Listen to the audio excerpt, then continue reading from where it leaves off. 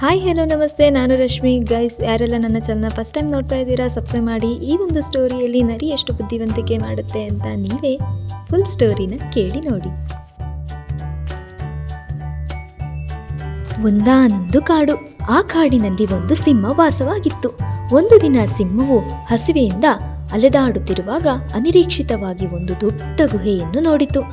ಆ ಗುಹೆಯಲ್ಲಿ ಬೇರೆ ಪ್ರಾಣಿಗಳು ವಾಸಿಸುತ್ತಿರಬಹುದು ಎಂದು ನಾನು ಅಲ್ಲಿ ಹೋಗಿ ಸ್ವಲ್ಪ ಹೊತ್ತು ಕಾಯುವೆ ಎಂದು ಸಿಂಹವು ಗುಹೆಯನ್ನು ಹೊಕ್ಕಿತು. ಆ ಗುಹೆ ಒಂದು ನರಿಯದಾಗಿತ್ತು.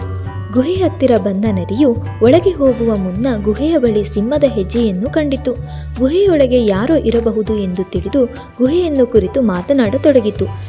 ಏ ಗುಹೆಯೇ, ಗುಹೆ ಎಂದು ಕೂಗಿತು. ಗುಹೆಯಿಂದ ಉತ್ತರ ಬಾರದೇ ಇದ್ದ ಪ್ರಯುಕ್ತ, ಏ ಗುಹೆ, ಏಕೆ ಸುಮ್ಮನಿರುವೆ? ಪ್ರತಿದಿನ ನೀನು ನನ್ನನ್ನು ಪ್ರೀತಿಯಿಂದ ಗುಹೆಯೊಳಗೆ ಬರಮಾಡಿಕೊಳ್ಳುತ್ತಿದ್ದೆ ಅಲ್ಲವೇ? ನೀನು ಉತ್ತರ ನೀಡದಿದ್ದರೆ ನಾನು ಈಗ ಬೇರೆ ಗುಹೆಗೆ ಹೋಗುವೆ ನೋಡು ಎಂದು ಜೋರಾಗಿ ಕೂಗಿ ಹೇಳಿತು.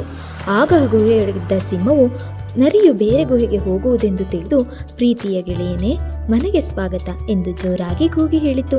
ಇದನ್ನು ಕೇಳಿಸಿಕೊಂಡ ಗುಳ್ಳೆ ನರಿಯು ಗುಹೆಯಲ್ಲಿ ಸಿಂಹ ಇರುವುದನ್ನು ತಿಳಿದು ಅಲ್ಲಿಂದ ಓಡಿ ಹೋಯಿತು. ಉಪಾಯ ಬಲ್ಲವನಿಗೆ ಅಪಾಯವಿಲ್ಲ.